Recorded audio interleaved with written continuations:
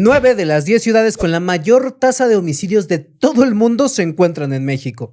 ¿No me creen? Vamos a verlo. Miren, de acuerdo con el Consejo Ciudadano para la Seguridad Pública y la Justicia Penal, para el año 2022 México encabezaba la lista de ciudades más peligrosas del mundo, teniendo en el primer lugar a Colima con 181 homicidios por cada 100,000 habitantes, a Zamora, Michoacán en el segundo lugar con 177.7 y a Ciudad Obregón en el tercer lugar con 138.2. Y es que como si no fuera lo suficientemente vergonzoso que México tuviera las 3 ciudades más peligrosas del mundo, resulta que los siguientes puestos hasta el séptimo siguen siendo ciudades mexicanas. De manera concreta, Zacatecas, Tijuana, Celaya y Uruapan. Posteriormente, en el octavo lugar, por fin hay una ciudad que no está en México, que es Nueva Orleans en Estados Unidos, para regresar a las ciudades mexicanas en el noveno y décimo lugar con Juárez y Acapulco. Sin embargo, estos datos, ¿qué nos dicen? Además de lo obvio que es que México es un país altamente violento, bueno, pues que poco o nada se ha logrado hacer para reducir la crisis de violencia que ha vivido el país por al menos los últimos 30 años. Y yo sé que muchos de ustedes le van a echar la culpa a Calderón, a Peña Nieto o a quien ustedes quieran. Sin embargo, la realidad de los datos nos indica que ninguna estrategia de seguridad implementada hasta el día de hoy ha tenido resultado para reducir los niveles de violencia. Porque a ver, aquí criticamos a todos parejo, porque cuando Calderón asumió el cargo de presidente de la República por allá del 2006, recibió 8,826 homicidios de acuerdo con cifras del Secretariado Ejecutivo del Sistema Nacional de Seguridad Pública. Cuando se fue en 2012 dejó el país con más de 17,900 casos de homicidios registrados, es decir, más del doble. Peña Nieto, que recibió los 17,900, terminó con más de 29,500. Por su parte, López Obrador, que empezó con los 29,500, terminó con 31,000, dejando unas cifras totales por sexenio para llorar. Más de 77,000 casos para la administración de Felipe Calderón, más de 122,000 casos para la administración de Peña Nieto y casi 160,000 casos para la administración de López Obrador. Es decir, en los últimos 20 años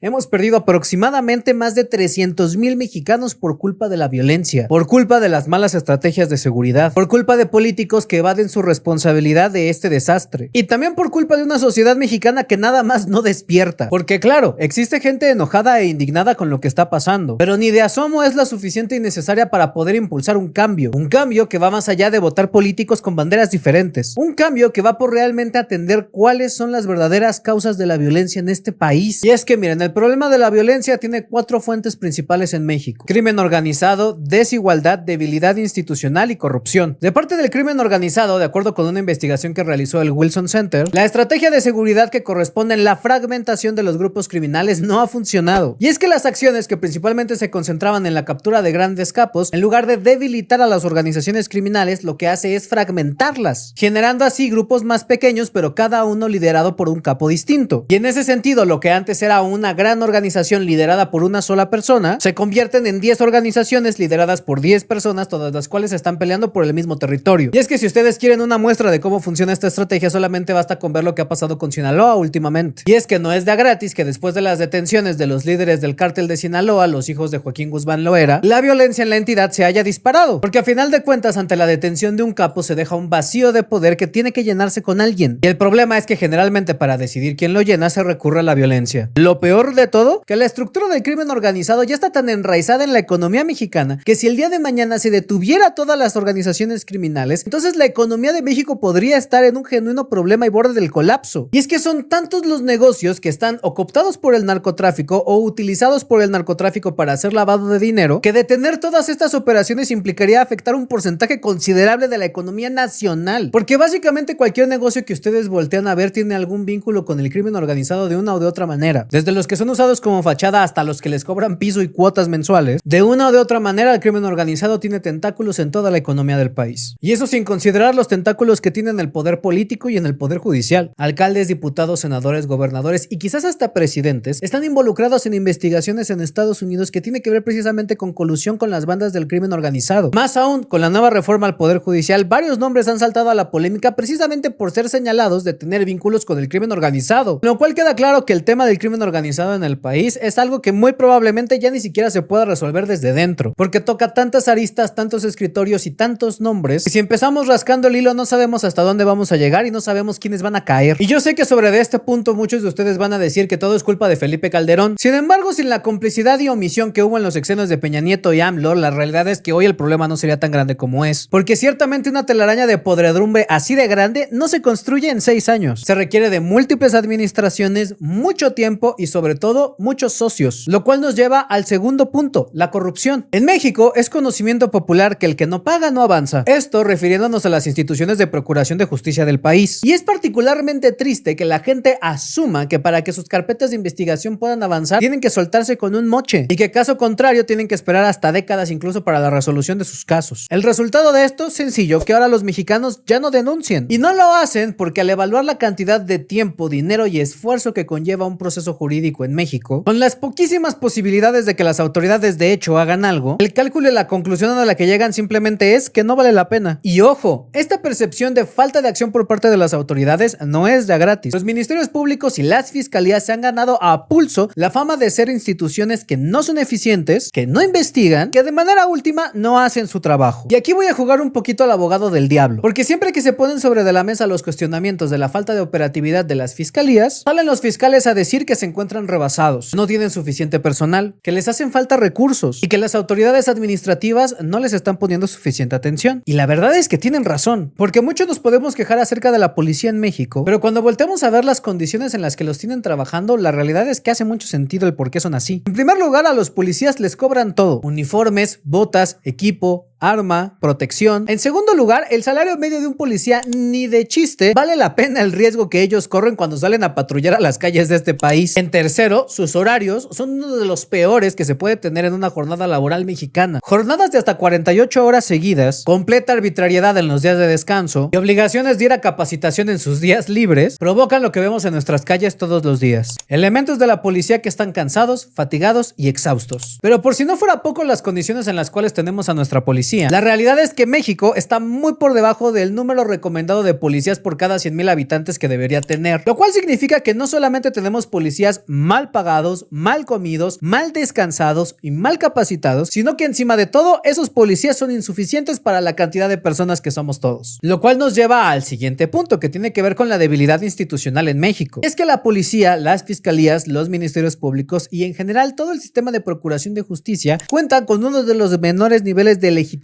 por parte de la ciudadanía. Es decir, la ciudadanía no confía en ellos. Y es particularmente peligroso que la gente no cuide en las instituciones que procuran su seguridad. En primer lugar, porque eso significa que la gente no va a acudir con esas instituciones cuando tengan un problema, pero también eso genera la percepción en el criminal de que esas instituciones de todas maneras no le van a hacer nada. Y entonces tienes muchos criminales que, confiados en que nunca los van a cachar porque las instituciones de procuración de justicia no sirven, se envalentonan y cometen crímenes a plena luz del día. Y por el otro lado tienes ciudadanos que, convencidos de que las instituciones no los van a ayudar, no los denuncian. El resultado, violencia e impunidad. Y es que precisamente tratando de atender este problema, es que desde el sexenio de Felipe Calderón se tomó la decisión de militarizar la seguridad pública. Es decir, poner al ejército mexicano y a la marina a cubrir funciones de seguridad pública que antes le correspondían a las policías. ¿Por qué, se preguntarán ustedes? Sencillo, porque en ese tiempo el ejército tenía un nivel de legitimidad considerablemente mayor al de la policía. Legitimidad que se ha ido erosionando conforme ha pasado el tiempo y el ejército ha estado en las calles. Problema del cual López Obrador fue muy consciente, razón por la cual trató de volver a legitimar el papel del ejército en las funciones de seguridad pública, haciendo una campaña masiva para con la ciudadanía para enaltecer la labor del militar, regresándole así la confianza a la gente en los militares y tratando de que esto facilitara las labores del militar en seguridad pública. Y aunque medianamente funcionó, la realidad es que el desgaste a la institución militar se encuentra ahí. Y mientras más tiempo estén los militares en las calles, sin que esto se refleje en una mejora considerable en los índices de violencia, la realidad es que cada vez menos gente va a creer en el ejército. Lo cual nos lleva al último punto, que es el tema de la desigualdad económica y la pobreza en México. Y es que miren, de acuerdo con los datos oficiales, la mayoría de las personas que se encuentran privadas de su libertad al día de hoy son personas que ni siquiera pudieron terminar la prepa. Y ojo, yo no estoy diciendo entonces que los pobres son criminales, porque yo creo que a las personas hay que juzgarlas por sus actos y no por su condición, pero precisamente como una derivación del problema de la corrupción en México, México, tenemos que el acceso a la justicia no es equitativo y no es para todos. Que desgraciadamente, mientras las personas que tienen cierto estatus socioeconómico pueden pagar muy buenos abogados y no pisar la cárcel, la mayoría de los mexicanos que son señalados por algo y tienen un abogado de oficio van a terminar en prisión. Situación que no solamente se refleja en el acceso a una representación jurídica apropiada, sino que también abarca desde quién puede y quién no puede pagar una mordida. Y es que el estatus socioeconómico también divide a los criminales. Mientras van a haber criminales de a pie que no pueden pagar una defensa, que no pueden pagar una mordida y que definitivamente no pueden pagar una sentencia, también hay criminales que por su poder y estatus socioeconómico, claro que pueden pagar esas cosas. Y esto queda bien establecido en las jerarquías y estructuras de las organizaciones criminales, porque precisamente son aquellos que están en la base piramidal de las estructuras del crimen quienes tienen que pagar todos los platos rotos. Son ellos a quienes se entregan como chivos expiatorios, son ellos quienes arriesgan su vida en los enfrentamientos, son ellos quienes tienen la menor esperanza de vida y son ellos quienes más probablemente van a terminar en la cárcel. Mientras tanto, muchas de las cabecillas que jamás van a terminar en prisión, lo único que tienen que hacer es seguir reclutando gente. Y gente que vendería su alma por las cantidades que ofrece el crimen organizado existe. Y en ese sentido podemos seguir metiendo a la cárcel soldados, pero mientras los generales sigan libres, la guerra no se acaba. Cerrando así el ciclo vicioso de la violencia en México. Un círculo vicioso que deja secuelas no solamente en los homicidios, sino que también ya está llegando al punto de vista social y cultural. En México cada vez son más comunes los videos de personas que tomando la justicia en sus propias manos linchan delincuentes. También son cada vez más comunes los videos de altercados vehiculares que terminan en tragedias. De la misma forma, pareciera que cada año los delitos que ocurren dentro de los hogares en el país aumentan y los casos extremos de bullying en la nación también van para arriba. Ya no nos podemos lavar las manos y asumir que la violencia es únicamente una cuestión que le ocurre a gente mala, sino más bien que la evidencia que estamos viendo frente a todos nuestros ojos nos indica que la violencia está llegando a todos los lugares. Y eso también nos debería llevar a reflexionar si no todo lo que hemos vivido a lo largo de los 20 años de violencia brutal que ha pasado el país, no nos ha pasado también cierta factura psicológica y mental a todos los mexicanos. Si quizás la constante exposición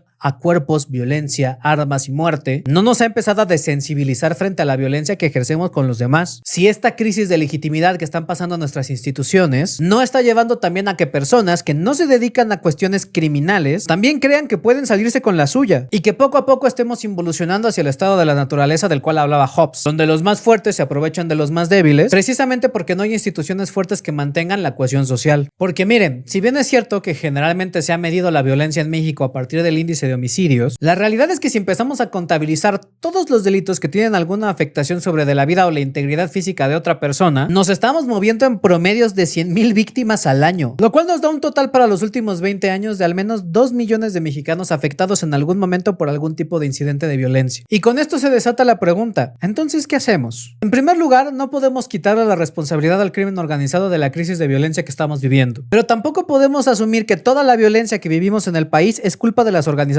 criminales. La sistemática destrucción de la familia, la ausencia de promoción de valores, el fracaso del sistema educativo en la promoción de valores cívicos, la ausencia de una economía fuerte y la falta de oportunidades laborales decentes, todas ellas son valores incidentes en la promoción de la cultura de la violencia. Pero si me lo preguntaran a mí, yo diría que el punto focal al cual le tenemos que poner particular atención es la ausencia total de instituciones confiables y que tengan legitimidad ante la gente que se encargan de la procuración de justicia. Necesitamos hacer una reforma integral a las fiscalías, ministerios públicos y policías. Necesitamos eliminar la corrupción dentro del sistema de procuración de justicia, invertir más y mejor en prevención y atención del delito, mejorar los tiempos de respuesta y reacción de las autoridades, contratar más policías, capacitarlos mejor y equiparlos mucho mejor de lo que están. Necesitamos dignificar la labor de los policías en el país. Y esto no solo pasa por darles mejores jornadas laborales, mejores salarios y mejores equipamientos, sino también va por hacer una depuración con base en resultados, dejando de lado los arcaicos indicadores que tenemos, que les piden a los policías cuotas de detención, a los ministerios públicos cuotas de imputados y a los jueces cuotas de sentenciados, y empezar a recompensar a las demarcaciones territoriales que logran mantener su incidencia de violencia al mínimo, no porque ocultan carpetas o desincentivan a sus ciudadanos a denunciar, sino porque genuinamente los índices de violencia estén bajando. Porque la seguridad en México no se puede medir en cuántas personas metemos a la cárcel. La seguridad en México se tiene que medir por cuántas víctimas podemos evitar. Y hasta que no entendamos eso y hagamos políticas públicas con base en esa mentalidad, entonces la situación de violencia en este país no va a cambiar para un carajo.